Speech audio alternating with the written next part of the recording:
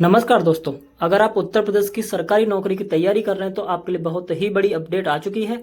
UP triple S C PET 2026 का online आवेदन शुरू होने जा रहा है। तो इस वीडियो में मैं आपको बताऊंगा कि आवेदन कब से शुरू होंगे, आखिर तारीख क्या है, आवेदन शुल्क कितना है, आयु सीमा क्या है, योग्यता क्या चाहिए, पीईटी क्या होता है, कौन कौन सी भर्तियों में इनका फायदा मिलने वाला है, पूरा नया सिलेबस और एग्जाम पैटर्न, और अंत में बताऊंगा आपको कि तैयारी कैसे करनी है। तो वीडियो को आखिर तक जरूर देखिएगा। सबसे पहले हम शुरुआत करते हैं, UP triple S C PET क्या है। तो सबसे पहले समझिए, पीईटी यानी कि प्रिलिमिनरी एलिजिबिलिटी टेस्ट। यह कोई सीधी भर्ती नहीं है, यह एक प्रारंभिक पात्रता परीक्षा है। इस परीक्षा को पास करने वाले उम्मीदवार ही आगे आने वाली यूपी ट्रिपल एस सी की विभिन्न जो भर्तियां होती हैं उनमें आवेदन कर सकते हैं। अगर मैं भर्तियों की बात करता हूं तो जैसे आपका लेखपाल की भर्ती है, ग्राम विकास अधिकारी यानी कि VDO village development officer, junior assistant, stenographer, clerk, forest guard, X ray technician, pharmacist, और इसके अलावा अन्य कई ग्रुप सी की भर्तियां जो कि इस पेपर को पास करने के बाद ही इसके लिए आप एलिजिबल होते हैं। इसके जो आवेदन शुरू होंगे उसकी जो डेट है वो आपकी 3 अगस्त 2026 है, यानी कि 3 अगस्त 2026 से आप ऑनलाइन आवेदन कर सकते हैं। इसकी अंतिम तिथि 1 सितंबर 2026 रखी गई है। फीस जमा करने की अंतिम तिथि 1 सितंबर 2026 है। अगर आपके फॉर्म में किसी भी तरह की मिस्टेक हो जाती है फॉर्म फिल करते टाइम, तो इसके लिए करेक्शन के लिए जो अंतिम तिथि है वो आपकी 8 सितंबर 2026 रखी गई है। परीक्षा की तिथि बाद में घोषित होगी और एडमिट कार्ड आपके परीक्षा से पहले जारी किए जाएंगे, जैसे कि नॉर्मली होता है। आवेदन शुल्क की बात करता हूं तो मैं सभी वर्गों के लिए जो आवेदन शुल्क है वो अलग अलग रखी गई है। अगर मैं जनरल ओबीसी की बात करता हूं तो 185 रुपये फीस है। वहीं एससी और एसटी की 95 रुपये फीस है। दिव्यांग यानी कि फिजिकल हैंडीकैप्ड, उसके लिए फीस 25 रुपये रखी गई है। ऑनलाइन आवेदन कर सकते हैं आप किसी माध्यम से, चाहे आपके पास डेबिट कार्ड हो, क्रेडिट कार्ड हो, नेट बैंकिंग, यूपीआई या वॉलेट हो, इन माध्यम से आप अपना पेमेंट कर सकते हैं।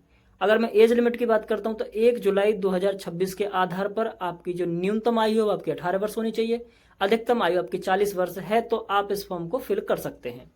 आरक्षित वर्ग को सरकारी नियमों के अनुसार एज में रिलैक्सेशन मिलेगा, यानी एज में छूट दे दी जाएगी। अगर मैं शैक्षणिक योग्यता यानी कि एजुकेशनल क्वालिफिकेशन की बात करता हूं तो आपके पास 10th पास की डिग्री हो या उसके ज्यादा भी आपके पास डिग्री है, जैसे आपका 12th है या आप ग्रेजुएशन पास हैं, डिप्लोमा किया है या उससे भी ज्यादा और कोई पढ़ाई की है, तब भी आप इस आवेदन को कर सकते हैं। अगर मैं पीईटी की वैलिडिटी की बात करता हूं तो पीईटी जो स्कोर है उसका उपयोग आने वाली बहुत सारी जो यूपी ट्रिपल एस सी की भर्तियां हैं उनमें किया जाता है। इसलिए अच्छे अंक लाना बहुत जरूरी होता है, क्योंकि कई भर्तियों में मेरिट यानी पीईटी के आधार पर भी डायरेक्ट ज्वाइनिंग कर दी जाती है, डायरेक्ट भर्ती हो जाती है। अब बात करते हैं सबसे महत्वपूर्ण भाग यानी कि सिलेबस की। अगर मैं इसके सिलेबस की बात करता हूं उसमें भारतीय इतिहास, प्राचीन भारत, मध्यकालीन भारत, आधुनिक भारत, स्वतंत्रता संग्राम, महत्वपूर्ण आंदोलन और प्रमुख व्यक्तित्व, ये क्वेश्चंस इसमें शामिल किए जाएंगे। इसके अलावा भारतीय राष्ट्रीय आंदोलन, कांग्रेस की स्थापना, गांधी युग, असहयोग आंदोलन, भारत छोड़ो आंदोलन, क्रांतिकारी आंदोलन, ये सभी इस तरीके के क्वेश्चन, इस तरीके के टॉपिक आपके पेपर में आने वाले हैं। अगर मैं जियोग्राफी यानी कि भूगोल की बात करता हूं तो भारत का भूगोल, विश्व का भूगोल, नदियां, पर्वत, जलवायु, कृषि और इसके अलावा खनिज और उद्योग, इससे संबंधित आपके प्रश्न होंगे। अगर मैं भारतीय अर्थव्यवस्था की बात करता हूं तो उसमें जो टॉपिक रहेंगे वो आपका बजट है, बैंकिंग है, मुद्रा है, जीडीपी है, पंचवर्षीय योजना, बेरोजगारी, ये सारे टॉपिक इसमें शामिल किए जाएंगे। वहीं मैं भारतीय संविधान की बात करता हूं तो उसमें से जो टॉपिक रहेंगे वो आपका प्रशासन है, संविधान है, मौलिक अधिकार, नीति निर्देशक तत्व, राष्ट्रपति, प्रधानमंत्री, संसद, न्यायपालिका और पंचायती राज, इससे संबंधित आपसे प्रश्न पूछे जाएंगे। अगर मैं सामान्य विज्ञान की बात करता हूँ यानी कि साइंस की, तो वहीं आपकी फिजिक्स, केमिस्ट्री और बायोलॉजी। अगर मैं मुख्य रूप से बात करता हूँ तो 10वीं लेवल तक के ही आपसे प्रश्न पूछे जाते हैं इस पेपर में। अगर मैं सामान्य जागरूकता की बात करता हूँ तो वहीं आपका राष्ट्रीय और अंतर्राष्ट्रीय घटनाएं, पुरस्कार, खेल, महत्वपूर्ण दिवस और इसके अलावा पुस्तकें जो भी हाल ही में लॉन्च की गई हैं, विज्ञान और तकनीक की, इनसे भी संबंधित आपसे प्रश्न पूछे जाएंगे। अगर मैं सामान्य हिंदी की बात करता हूं तो इसमें जो हिंदी का सिलेबस रहने वाला है उसमें आपको जो प्रमुख टॉपिक है वो आपका संधि है, समास है, उपसर्ग है, प्रत्यय है, पर्यायवाची है, विलोम है, मुहावरे, लोकोक्ति और अशुद्धि शोधन, इन टॉपिक से आपसे क्वेश्चन पूछे जाएंगे। वहीं मैं अगर अंग्रेजी की बात करता हूं तो अंग्रेजी में आपकी ग्रामर रहेगी, वोकेबुलरी रहेगी, सिनोनिम्स, एंटोनिम्स, सबके सेंटेंस, एरर डिटेक्शन, कॉम्प्रिहेंशन, ये सारे टॉपिक इसमें शामिल किए जाएंगे।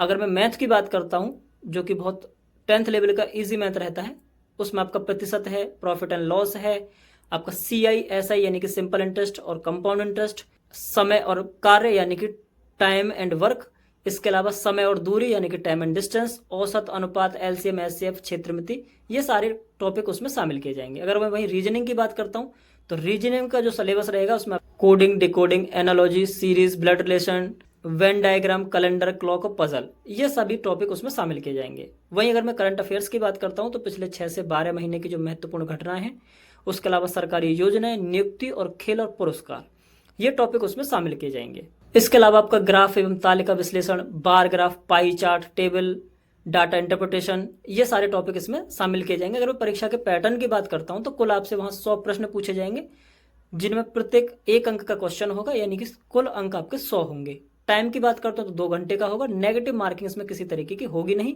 इसलिए कोशिश कीजिए कि सभी प्रश्नों का जो आंसर है वो देने का प्रयास कीजिएगा। अब बात करते हैं कि तैयारी कैसे करें। तो यदि आप पहली बार पीईटी दे रहे हैं तो रोज 2 से 3 घंटे पढ़ाई कीजिएगा। एनसीईआरटी की बात करता हूं तो 6वीं से लेकर हाई स्कूल तक का जो कोर्स है वो कंप्लीट कर लीजिएगा एनसीईआरटी की बुक। इसके अलावा रोज करंट अफेयर्स पढ़िएगा, पिछले जो लास्ट ईयर के जो प्रीवियस पेपर है वो सॉल्व कीजिएगा और मॉक टेस्ट देना बिल्कुल मत भूलिएगा। इसके अलावा हिंदी, गणित और रीजनिंग की रोज प्रैक्टिस कीजिएगा। अब हम बात कर लेते हैं ये किन किन भर्तियों में जरूरी होता है। जैसे कि मैं आपको ऑलरेडी बता ही चुका हूं, पीटी के बिना आप यूपी ट्रिपल एससी की जो प्रमुख भर्तियां हैं, जैसे आपका लेखपाल है, वीडियो है, जूनियर असिस्टेंट है, स्टेनोग्राफर है, इन सभी भर्तियों को आप बिना पीईटी के जो स्कोर है उसके बिना आप इन भर्तियों में नहीं बैठ सकते हैं।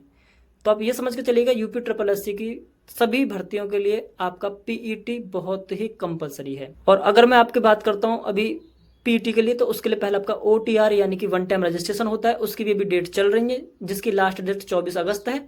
तो आप पहले अपना ओटीआर करा लीजिएगा, उसके बाद आप अपना पीईटी का फॉर्म फिल कर लीजिएगा। तो दोस्तों यूपी ट्रिपल एससी पीईटी 2026 का जो आवेदन है वो 3 अगस्त 2026 से शुरू हो रहा है और 1 सितंबर 2026 तक ये चलेंगे। यदि आप उत्तर प्रदेश की सरकारी नौकरी की तैयारी कर रहे हैं तो ये परीक्षा आपके लिए बेहद ही महत्वपूर्ण है। समय रहते आवेदन कर लीजिएगा और अभी से तैयारी शुरू कर दीजिएगा। अगर आपको वीडियो पसंद आई हो तो वीडियो को लाइक कीजिएगा, अपने दोस्तों के साथ शेयर कीजिएगा और चैनल को सब्सक्राइब करना बिल्कुल मत भूलिएगा। धन्यवाद, मिलते हैं अगली वीडियो में।